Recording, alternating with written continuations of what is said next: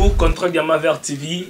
Encore une fois, je vous reçois dans ce CDF Papa, Maman, nos abonnés de la chaîne de Contrôle Diamant Vert TV. Je tiens à saluer Maman Sociale, Maman Nzumba, Maman Sociale, Maman Oyo. Aza tout le temps branché, soudé, na Contrôle Diamant Vert TV. Je salue Ya Willy Mouché, Nico Diamboka, Ben Willy les Gabonais, 10 000 $, c'est quoi? Donc, bonne fête à vous, bonne fête pas à Guilhem Mondo, Pantaclair, Luanda, bonne fête à vous aussi.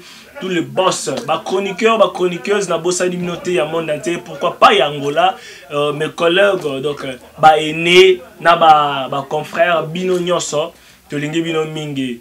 Naza, on avec l'un des l'homme de Dieu, Karate Bozomo Nae, Pe Tozo Solo Nae. Shalom l'homme de Dieu. Oui, shalom, bien-aimé Papa Nabiso Josué. Vraiment, la CPL Makasi pour comme on a vu dans la mission. Ouais, ça fait tellement plaisir de recevoir yo na Contrôle Diamant Vert TV. Nous avons un mois de fête. Abonné na biso bazo fêter, bazo CP là, na habité na part na bino. Est-ce que famille peut bazo CP là? Bon, biso vraiment date il y a le 25 décembre oyo to fête à Kangote pour na commune na biso to na connaissance à Maman Nzambe. Fête au bato va fêter lelo, ils n'ont rien à voir dans la parole de Dieu. Ndena bonako répondre bino que biso lelo pe famille na tiki bango banda ko bavandi bazo considérer mikolo o lokola mikolo nyos. Bon, l'homme de Dieu, pardon, na bien que basala Nzambe bazala ming na soif wana ya koloba. Tozo kota bientôt na ben ya likambo na biso, mais avant cela, on s'est présenté na nous bazo landa yo ba combo, ba titre docteur apôtre potolobika l'homme de Dieu, bazana na qu'est-ce que c'est? Curiosité ba yo. Bon, to ke musikate kombo na biso ezali évangéliste Ezekias Mayamba na mokuse toza évangéliste et ministère par rapport à une portion de grâce nzamba pesi biso votre humble serviteur évangéliste Ezekias Mayamba. Évangéliste Ezekias Mayamba papa nangai bandi ministère na nini ozui baptême quand nini sali ndenge nini yo koma tioza na vocation ya évangélique vocation évangélique. Bon, kozwa ministère eza moka makambo biso totema kozwa ministère quand kozwa date na date nini vraiment nazo ndi meza nango vraiment important makasi te mais au moins clan ministère na ngai ebandi na site église cité Bethel vraiment déplace to yambeli Mama Nzambe na okola tina lelo nde tosala Nzambe to bandi ministère na église cité Bethel on a koloba ya mkusi ya mwana. Mais biso nyos toyebi ke Yesu abanda ministère na 30 ans asali 3 ans ya ministère et lobama même la Bible bango moko ba komi la Bible ba komi on mende ni bino bolinga toujours non ils en a tina ten importance mais quand même que bazolanda yo baza ba est-ce que bon nazala bien que za na kata thème na biso te nazala vraiment moi mukie na likambo moko na mona pe bande comme ça ba publiaka bande comme ça ba chana banini eza likambo par exemple likambo église na biso ezo fêter 25 ans d'anniversaire on a fêté 30 ans de ministère vraiment na ba apôtre na mona ki ngote ya Christ c'était important parce que Bible ezaki na posé comme la biso yangwana to yeba peut-être ba ne au Christ ndeko sala maison nango na rien à voir na ma Bible qu'il faut na bandi bo na 20 ans. D'ailleurs, la Bible me dit ce n'est pas l'âge qui procure la sagesse. Nous avons 30 ans de ministère, mais 30 ans de ministère, on peut faire le ministère Nandenge et Singleté peut-être. Tout ça, pour condamner par rapport à ce sujet, il faut que nous ayons sujet mais pour nous trouver vraiment important, qu'on a 2 ans de ministère, nous avons 3 ans de ministère.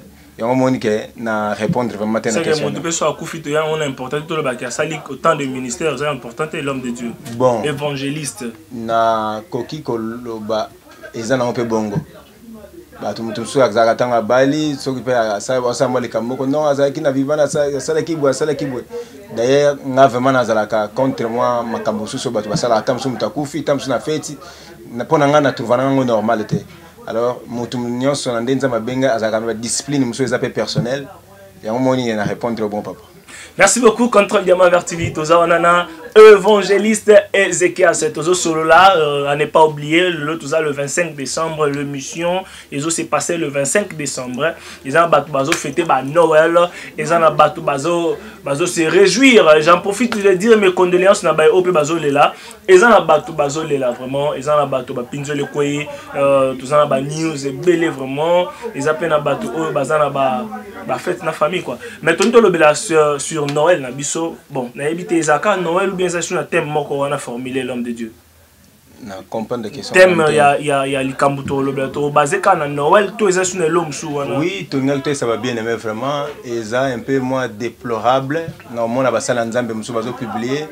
Na si bato ba page nanga et ezali Ezekiel Sindala Mayamba na combien même bato épargnez-moi na ba joyeux Noël na bino.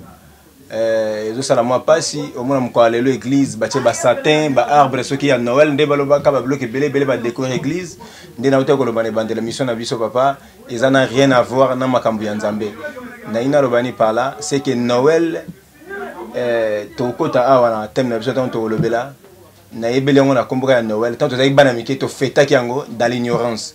Mais le cola, bateau, batia date, to bateau, bakumisa déjà que les âmes la naissance à Jésus-Christ. To vérifier na be critique, les abongote, pour na biso to trouver bonté bananzambe, ba feta kango.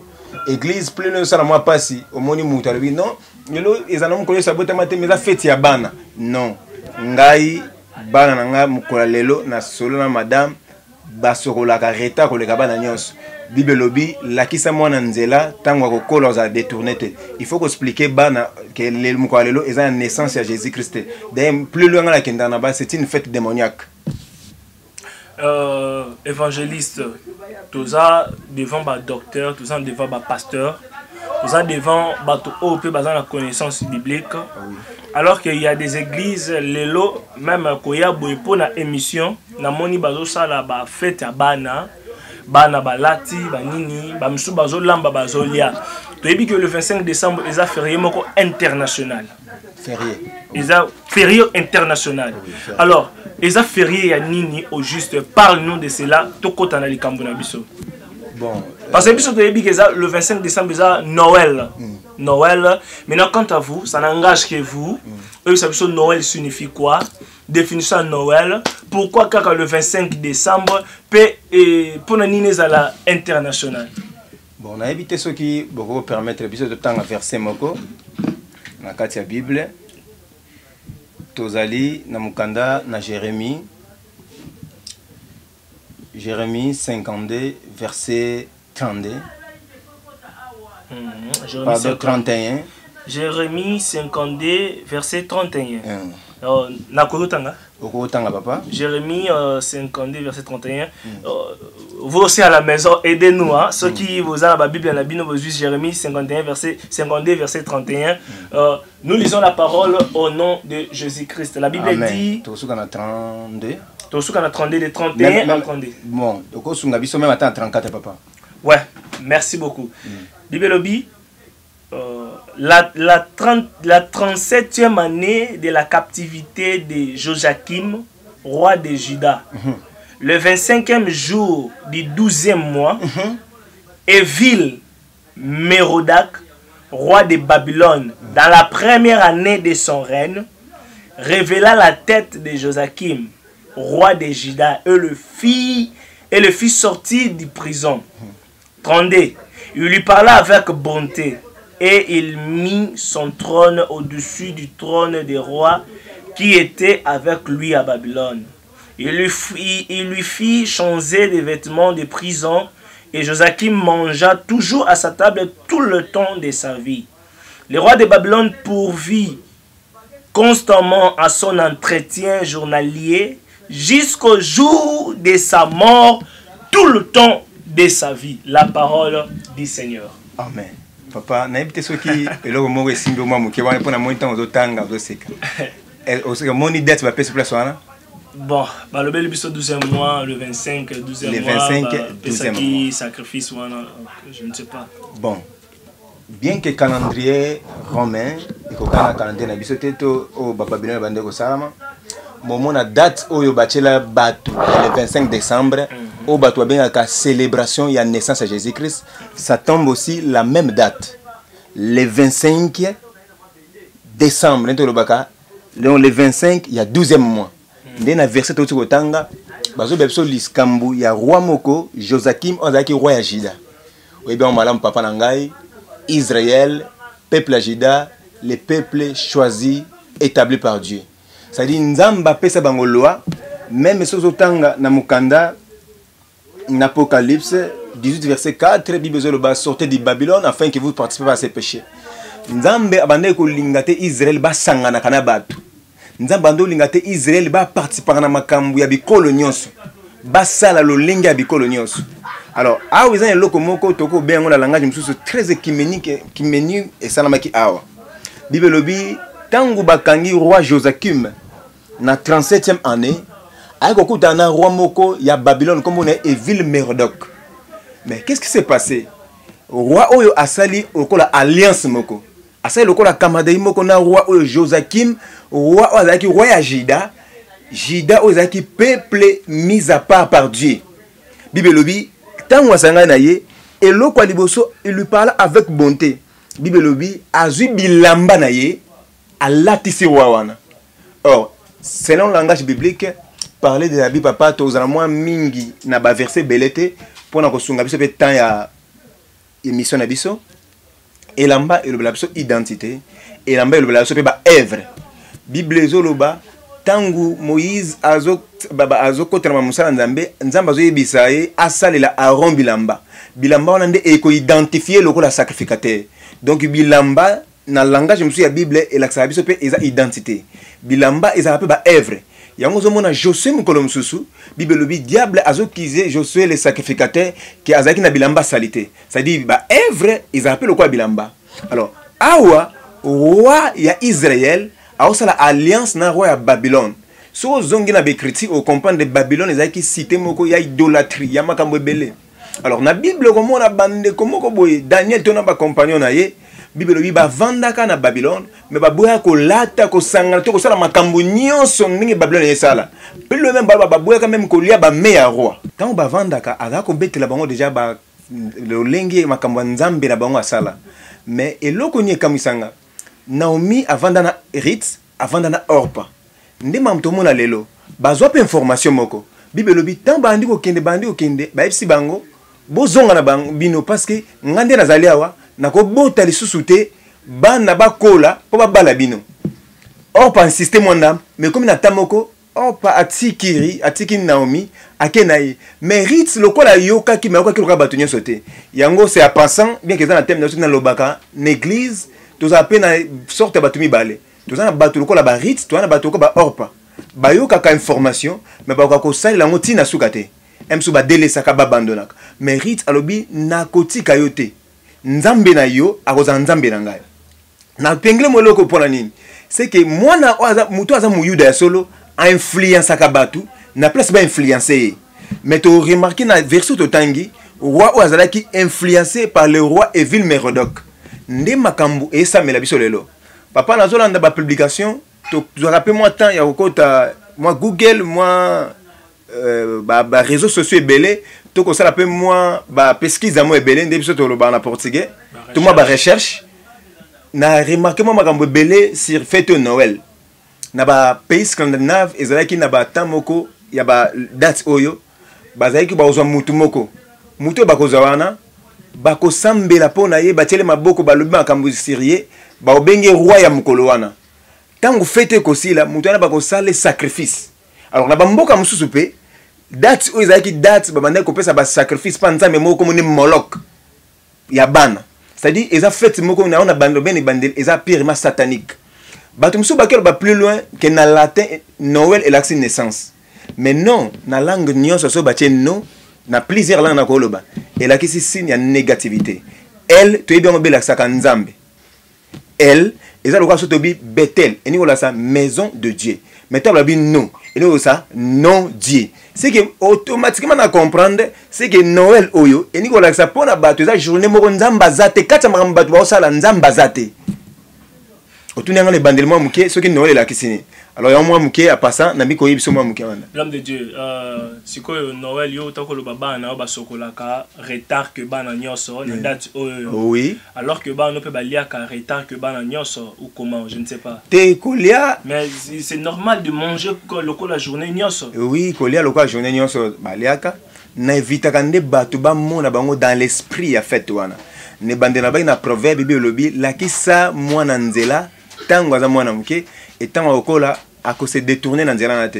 C'est comme dans proverbe 6 verset 6 on a besoin pardon dans Exode bibezo loba nzambe sa bato ba inkilikaka même makambu ya nzambe na kati ya bana bango. Donc nzambe kolomoko fu inkilikaka. Ya on a lobi nazaka moi un peu contre même église babaka non tu ya to benda bana parce que ça journée à bana non la parole de Dieu eza na eloko moko te la sabiso que Noël eza journée à bana bapôtre Paul bapôtre Pierre banyoso balekaka Bible lobi na mokanda na Éphésiens que nous sommes édifiés par le fondement des apôtres et des prophètes Jésus-Christ lui-même étant la pierre angulaire et apôtre Paul plus azokenda bi makambo nazo loba nazo poser fondement lokola sage architecte muto a poser ka likolo ya onga na tie so bapôtre bafetaka journée le 25 décembre te bongo biso toza édifié l'enseignement il y a ba prophète na ba apôtre ndenge ni toko fêter journée o ya le 25 décembre donc chrétien o ya né de nouveau à comprendre makambo nzambe na moi muki onde to comprendre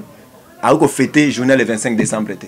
Et alors parlons d'autres pays, vous avez dit que bamboka musuba pesa ba sacrifice la journée nabi e bandai ko sala mana bamboka moko mususu et bandai ko sala ça veut dire que ça la mal souté donc et tika lika rendre une méthode de festival na ko loba na ba kam si lelo na ezan na tamara bamboka no sote question ani zo mema biso to koma ti na ba pays na ba pays na biso to koma ti na ba panafricanisme to koma na biso ba peuple bantou parce que ezan na ba pays belé bazaka ba imitateur ezan na ba pays musu ba fêtera le 25 décembre comme férié comme il y a tout quoi alors que je ne sais pas ignorance en un ndenge nini.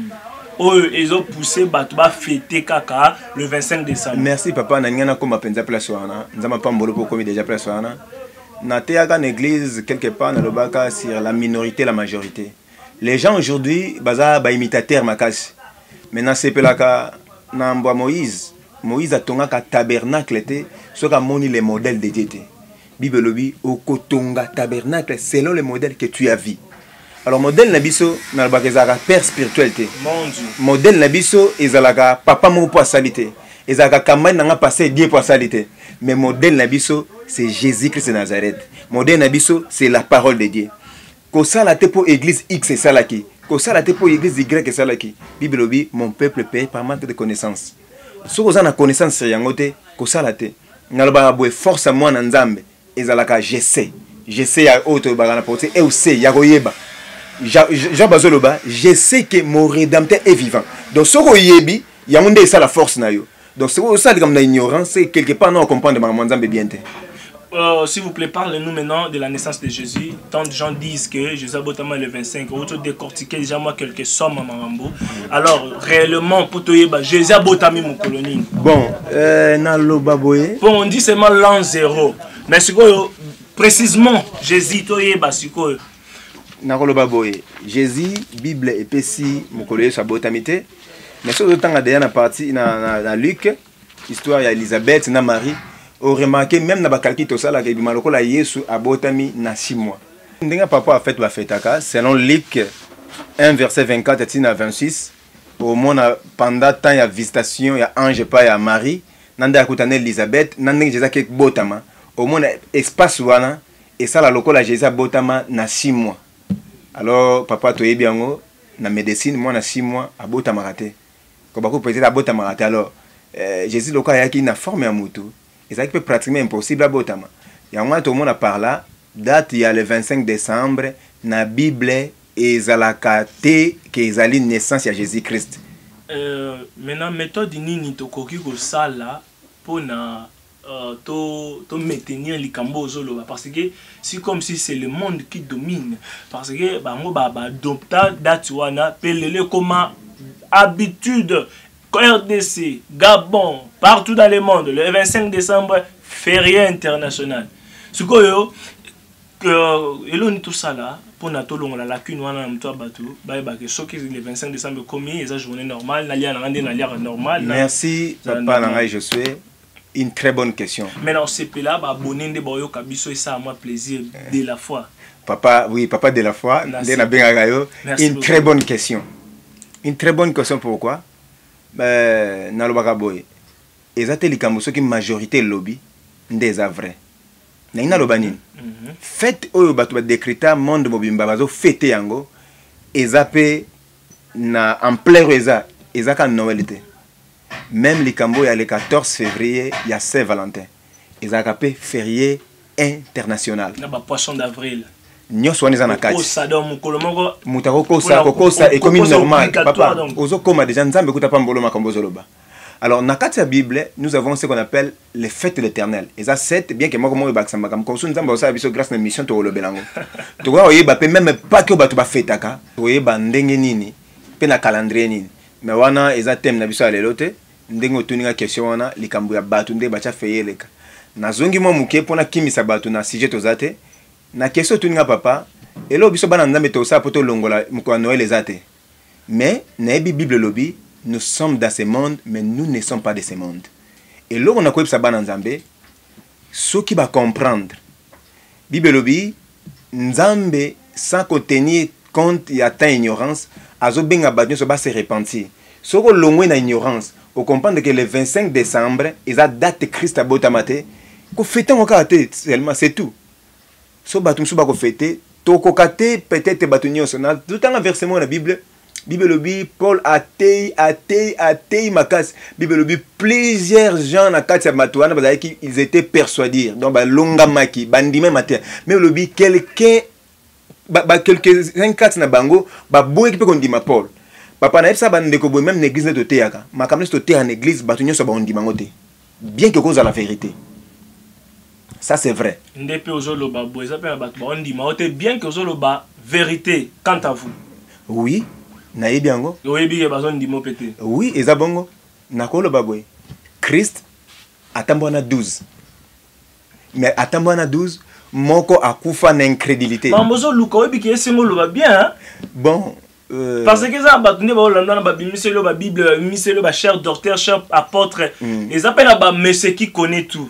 Oui oh bazo tala yo pe il y a des ba numéros ça on nos abonnés nos très chers internautes olingo benga aux évangélistes na contrôle de ma TV to localiser parce que azan ba droit mo faire répondre o tika biso likolo nzetete faut kita biso to fanda alors que mambozo loba êtes-vous sûr pendant na mambozo loba bon naloba boy mabe balongola ngo na malamu eniko loba boy so muta komona ke makambo biso tozoloba eza biblique te makambo yo zoloba oui eza langage ka tozo utiliser moi je suis au milieu du village parce que donc nazawana na présenter kaka oui nazo ndima maboloba tozoloba kaka na langage moko ya kolobela OK so mambo biso tozoloba et que eza vérité te mutaye attendez vérité parce que ngalo bakabwe vérité ezaka likolo ya nyonso ça l'appelle oui vérité za likolo ya nyonso pena ba mission to sala na osepela na osepela ba mission musu ezala pe caractère débat eza ba premier contact to sala ndeko na ngai tozaka na makambo ebele o tamso etikala kwa bana nzambe na kati ya Bible to mona na acte ils ont une conférence qui est à Jérusalem, ils ont un débat. Ils ont un bel bananzambe, tout ça appelle débat pour tous moins conclusion. Ils ont un bêté. Ils ont un le quoi église, le quoi bananzambe, tout ça la conférence, tout ça la séminaire et ma connaissance. Oui, c'est ça. C'est ça réellement. L'amour fraternel. C'est ça. Vérité est absolue. Ce qui vérité et likolo et loko mo biso bando kantiza bongote. To lobika ka oui et amen tikali bongo. Et nikoloba pasteur docteur mwana nzambe nyonso amoni ke Noël eza mukolo Yesu abotamaka aika na bargiment aika na vérité na kati ya parole a présenter biso yango soki eza bongo tamsu biso to longo na ignorance to lina ngambo mais o ngana yebi na ndenge na tema nzambe Noël ezali fête ya bana nzambe te. OK, merci beaucoup. Comme vous venez de dire que Noël est fêté, il y a Bananzambete, Contrôle Diamaver TV. Abonnez-vous massivement pour ne pas rater des news. Donc, tout ça, on a toujours Contrôle Diamaver TV, ils ont un angle nyoso. ils ont la musique, ils ont la prédication, ils ont la comédie, ils ont la info réelle, juste claire, pas de fraude, pas de tricherie. Donc, vous s'abonner au monde, ma meilleure forme, il y a soutenir œuvre, oh, ils ont des conseils, nabino, appel, Bobinga déjà. Donc, ça fait du bien, Bobinga déjà. Donc, c'est ça. L'homme de Dieu, toujours atterrir déjà.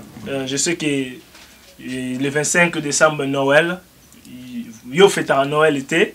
Ou interpeller pe bananzambe ba fêtera Noël té mais ça bato fêter donc c'est ça bien karaté toujours atterrir déjà. Qu'est-ce que vous avez à dire na bananzambe na bazolanda biso? Qu'est-ce que vous avez à dire? Bon, toli pour n'empêcher ça bananzambe zali Akilas na moi c'est Priscille bakutani na mutuma bien comme Apollos Bible ba qui va mwanzambe musus avec exactitude, mais il ne connaissait pas les baptêmes d'eau, tous les baptêmes à Jean. Alors Bible Lobby va apprendre sur yango. Bien aimé, ceux qui ont yebi likambote, to au salga likamo par ignorance. Ou qui vérité, ndena te ko la vérité est absolue. Au pesango oui et amen, au sa déré na pensée wana. To li on peut sa bana nzambe, ba sala makambo pona salate. Ba vérifier bien be critiquer Noël et uta wapi, Noël les anini, nana bandisa Noël. Noël est a fêti ya ba babylonien. Alors ba babylonien na boy ko tanga ba kombo église papa pona ko sunga émission pona makamusu pe pona ko batela mama kamusus pour garantir la visibilité. Voilà mais na ça bande ko boy zonga na église mo quelque part na tizata moi ke mama kato so ngo fêter Noël zonga na mama kato Noël il y a pas chrétienté ils a terme na utiliser mama kato oui moi je sais zonga mama kato so za pour au fête za pasteur catholique ngana lobi kombo te papa yone mto lobelinga wane mto lobelinga na bisoko za pasteur uza mwana nzambe ya église mo quelconque au fête Noël zonga mama kato. L'homme de Dieu est comme ça répète maman kato ya komba maman na botia comme des kato zonga na maman kato. Merci beaucoup, merci. Quand on demande vers TV l'homme de Dieu, est-ce que y a-t-il moyen de donner le numéro du téléphone, page Facebook by Bazolanda? Yo pe kopé ça ba bonne fête na yo na by Bazolanda. To lo bela ba joyeux Noël te me ba bonne fête. Non, na ko lo ba merveille que na lo ba bonne fête. Na c'est pena utiliser moi expression na ba merveille que ba bonne fête. Vraiment ba merveille ya liboso et pas ya bande ko na wanyo so ba ebinga ya mibale. Bon, ya liboso na ko lo ba ya bande ko nyoso ba ebinga na kati yango et pas maman Rite Pemba. Maman la linga koleka maman nyoso ya mukili pe merveille et pas ami nangai pasteur Dieu. Mutapesa cadre oyo ko to sa l'émission. L'homme de Dieu Papa Dieu, je l'aime beaucoup. Oui, pe la ka kinga zo pesate. Pe merveille pour la bande ko nyoso ba ta l'émission. Na ngena profiter na occasion oyo na sa bande ko na za ndeko na nga bien aimé que j'aime bien. Azo sa la livre moko eza livre moko intitulé Les secrets pour bien révéler les Écritures saints. Comme vous voyez, pasteur Roger Louis Clever. Donc, ndeko ana za ndeko mo pe na linga makasi na conseil makasi. Azo sa la livre so côté na page na biso eza Ezekias Ndala Mayamba to pesa ope information sur livre wana. Biso mon peut dans squelette à livre to commencer la reconnaissance et la maturité. Maintenant ne bimite mais papa yandeko wana na esbino le pasteur Roger calamité livre na ezobima. Donc pour na biso na téléphone ko benga biso na 924 41 27 37. Eza numéro na biso téléphone, eza pe numéro na biso WhatsApp. To bandeli page na biso Facebook ezali Ezekias Ndala Mayamba. Vous en avez des questions, vous avez des questions, vous avez des questions, vous partager le quoi bananzambe vraiment vous appelez le moment malam. Et ça peut bien sûr s'abonner na Contrôle de Demande TV. Oui, wana kutu eza blog na publier même na page nanga na page na page na comment évangéliste Ezekias Ndala Mayamba aussi na Facebook na comment bongo na Facebook le kola na ko identifier le kola pasteur mais au page au moins na comment évangéliste Ezekias Mayamba n'a republié sur TV Diamaver parce que vraiment vous appelez Lipamboli pour Nabiso l'émission boeto ebi ke batebele ba otalango ba oyo ba kokota na penser à malobanzambo tolobi et vous appelez Lipamboli pour na bango alors to bo santé ko publier c'est contrôle Diamaver TV et ça chaîne moko ezo sunga bat na mambo belé. Oui, merci beaucoup Contrôle Diamaver TV On est vraiment à la fin, pas presque à la fin, mais on est à la fin. Donc, salut, Bino, merci Bino Obozaki devant vos téléphones Android, smartphone, devant vos postes téléviseurs, Bolanda Bissou, dans moi quelques minutes, te le bélis sur Noël. L'homme de Dieu vient de dire que Noël n'existe pas, Noël n'est pas une fête des enfants de Dieu. Prenez note, beau investiguer, beau temps la Bible. Nous avons besoin de conseils, critiques, de commentaires na Bino. Il y a des commentaires, il y a malam ou édifié et non pour nous blesser, tout ça on a pour Bino. Nangolo Nzambe, tout ça l'effort, tout satisfaire Bino kaka na posa au besoin posa. Je salue moto à un bel endroit, l'homme de Dieu, le pasteur Dieu.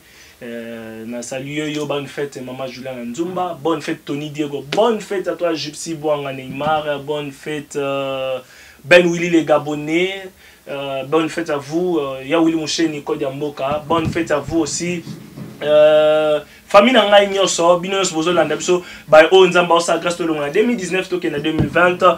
Bonne fête à vous aussi nos abonnés, bonne fête fidèles gentlemen. Rési, mes condoléances. Malgré je dis bonne fête, il y a ceux qui pleurent aussi. Mes condoléances à vous, équipe technique à RD César Matanga, il y a Contrôle Diamavert TV. Bonne fête à vous. Bisous. De ceux qui ont pour l'évangéliste Ézéchiel, c'est beau, c'est la image et lundi. Donc, on continue toujours que c'est votre chroniqueur, journaliste de la foi. Merci.